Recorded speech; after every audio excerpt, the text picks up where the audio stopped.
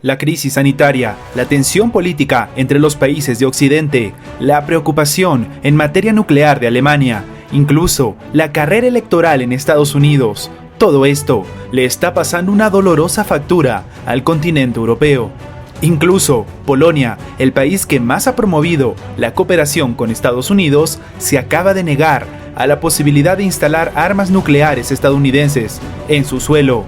Antes de ver la tempestad política que ha empezado a golpear Europa, te invitamos a que te suscribas al canal si aún no lo estás y a que actives la campana de notificación. Polonia no negocia el posible despliegue de armas nucleares de Estados Unidos en su territorio, declaró el jefe de la Oficina de Seguridad Nacional de Polonia, Paweł Solosz. En mayo, la embajadora estadounidense en Polonia, Georgette Mosbacher, escribió en su cuenta de Twitter que la Casa Blanca puede trasladar sus armas nucleares de Alemania a Polonia. El despliegue de armas nucleares no es un tema de nuestras negociaciones actualmente, dijo Solok en la televisión Telewizja Polska. Al mismo tiempo, Solok apunta a Rusia como la principal amenaza a la seguridad nacional. Polonia, señaló, apoya el programa de disuasión de la OTAN, incluida la nuclear. Nosotros, como miembros de la OTAN, como país que no es una potencia nuclear, estamos interesados en que la OTAN tenga estas capacidades de defensa contra el ataque nuclear o de disuasión, y Estados Unidos es el principal garante aquí. Sin embargo, no quieren tener nada que ver con su armamento nuclear. Recordemos que en el 2014, después de que Crimea se reincorporara en Rusia y estallara el conflicto armado en Donbass, el tema de las amenazas rusas para los países de Europa Central y el Báltico cobró más fuerza. Estados Unidos, bajo el pretexto de disuasión de la agresión rusa, comenzó a implementar la llamada Iniciativa para la Seguridad Europea, en el marco de la cual empezó a acumular tropas y equipos adicionales de los países de la OTAN en las fronteras de Europa, así como a crear infraestructuras militares. Moscú sostiene que la supuesta amenaza rusa es un mito que los países occidentales usan con fines políticos internos y también para aumentar la presencia militar cerca de las fronteras de Rusia. Y es que incluso el proyecto de Estrategia Nacional de Defensa de Rumania para el periodo 2020-2024 prevé el reconocimiento de Rusia como una nación hostil y una amenaza para la región. El documento ya ha sido aprobado en el Consejo Supremo de Defensa de Rumania, dirigido por el presidente del país, Klaus Iohannis. El proyecto entrará en vigor si recibe el apoyo de ambas cámaras del Parlamento. El fomento de la capacidad militar en las inmediaciones de Rumanía, incluso en el flanco oriental, respectivamente, en la frontera con la OTAN, militarización de Crimea en general, de la cuenca del Mar Negro por parte de la Federación de Rusia, la realización de ejercicios militares, desarrollo de capacidades mediante las cuales se pueden llevar a cabo operaciones ofensivas y defensivas, plantea serios desafíos para los intereses nacionales estratégicos con respecto a la seguridad de las fronteras de la Unión Europea y la OTAN, y para la garantía de la seguridad y estabilidad energética en la región del Mar Negro, reza el documento. El proyecto señala, además, que tal situación podría afectar negativamente la seguridad nacional de Rumania. Por su parte, el presidente del país, en su evaluación del documento, indica que la estrategia de seguridad nacional sugiere centrarse en la gestión integrada de riesgos y amenazas. Este es un cambio de paradigma global que tiene en cuenta los sucesos de la región, el deterioro de las relaciones entre la OTAN y la Federación de Rusia, la propagación del terrorismo, las amenazas híbridas y cibernéticas, así como otros desafíos. Se destaca de la evaluación del proyecto, publicada en el sitio web de la Administración Presidencial rumana. Irónicamente, mientras esto sucede, el presidente ruso Vladimir Putin y la canciller de Alemania, Angela Merkel, fortalecieron sus lazos, expresando así su preocupación por la escalada de acciones bélicas en Libia, según comunicó el Kremlin.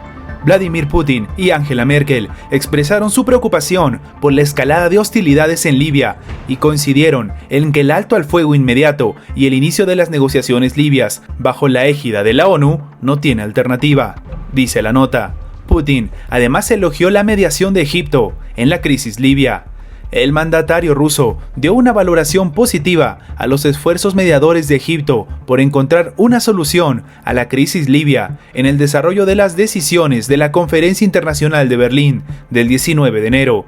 destacó el Kremlin. A principios de abril del 2019, Libia entró en una nueva espiral de violencia después de que el Ejército Nacional Libio, liderado por el mariscal Khalifa Haftar, lanzara una ofensiva para liberar Trípoli de terroristas. Las fuerzas letales del Gobierno de Acuerdo Nacional Avanzado por la ONU y liderado por Hafez al-Sarraj respondieron con la Operación Volcán de Ira contra las tropas del mariscal. La situación en Libia se agudizó todavía más después de que Haftar anunciara a finales de abril su retirada del pacto político del 2015 que dio origen al Gobierno de Acuerdo Nacional y declarara que la ENL aceptaba la voluntad del pueblo y se hacía con el poder en el país. La Conferencia Internacional sobre Libia, que tuvo lugar en Berlín en enero pasado, instó a redoblar los esfuerzos para lograr un armisticio sostenible en Libia y también reiteró la necesidad de observar el embargo de armas al país africano. Además, los líderes de Rusia y Alemania se expresaron a favor de impulsar las negociaciones en el formato de Normandía. Se intercambiaron opiniones sobre la situación en Ucrania en el contexto de la solución del conflicto interno ucraniano. Fue destacada la necesidad de impulsar el proceso de negociaciones con el grupo de contacto en el formato de Normandía, indica el documento. Las partes expresaron su preocupación ante la ausencia de avances en el cumplimiento de los acuerdos de Minsk del 2015 y la reunión del Cuarteto de Normandía que se celebró en París en 2019. El presidente de Rusia resaltó nuevamente la necesidad de que se establezca un diálogo directo entre Kiev, Donetsk y Lugansk, que resulte imprescindible para, entre otras cosas, acordar los pasos a dar para lograr cumplir el conjunto de medidas y previstos por los acuerdos de Minsk. El Cuarteto de Normandía, Alemania, Francia, Rusia y Ucrania, y el Grupo de Contacto Trilateral, conformado por Rusia, Ucrania, la Organización para la Seguridad y la Cooperación en Europa, son las principales plataformas de consultas que buscan resolver el conflicto en el gobierno ucraniano y las milicias de Donbass. Los acuerdos de Minsk, suscritos en septiembre del 2014 y en febrero del 2015, sentaron las bases para una solución política al conflicto, pero no han derivado hasta ahora en el cese de la violencia, cuyo resultado la ONU estima en unos 13.000 fallecidos. Pero al menos no todos son malas noticias. El canciller italiano Luigi Di Maio y su homólogo griego Nikos Dendias han alcanzado en Atenas un acuerdo histórico. La firma de este documento traerá cambios en varias esferas en lo que respecta a la relación entre los dos países mediterráneos y también con otros países de la región en un sentido más amplio. El acuerdo entre Grecia e Italia es muy importante para hacer frente a las acciones de Turquía, especialmente en lo que respecta al problema de la migración entre Turquía y Libia. Recordemos que ambos países firmaron en noviembre pasado un acuerdo sobre fronteras marítimas, denunciado por instituciones y países. Josep Borrell, el representante de la Unión Europea para Asuntos Exteriores y Política de Seguridad, consideró que crea una infracción para terceros estados y no cumple con la ley del mar. El ámbito que más directamente toca el convenio desde el punto de vista italiano es el aspecto energético. En este contexto, sale a reducir el gasoducto Ismet, el proyecto de un conducto que transportaría gas natural desde los yacimientos del Mediterráneo Oriental hasta Grecia a través de Chipre, con el apoyo de ambos países y el de Israel y Egipto en un movimiento antiturco. Por otra parte, existe entre la costa del sur de Italia y la griega otro yacimiento que hasta ahora había sido asignado únicamente a Grecia, y el nuevo acuerdo de explotación conjunta da lugar a una situación de coordinación entre ambos países. La mayoría de analistas coinciden en que la motivación prioritaria de Italia para participar en el proyecto es solamente la energética y no el aislamiento de Turquía. Y es que Turquía está dejando sus puertas abiertas durante los últimos 10 días en que Ankara ha estado tratando de reclamar un pedazo de 16 acres de territorio griego, reclamado por Grecia, quien de hecho está tratando de levantar un muro para evitar el escenario de hace un mes, cuando empezaron a llegar a Grecia una cantidad masiva de inmigrantes acumulados en Turquía en virtud del convenio de inmigración firmado con la Unión Europea. Y es que este acuerdo muestra un problema importante en Europa.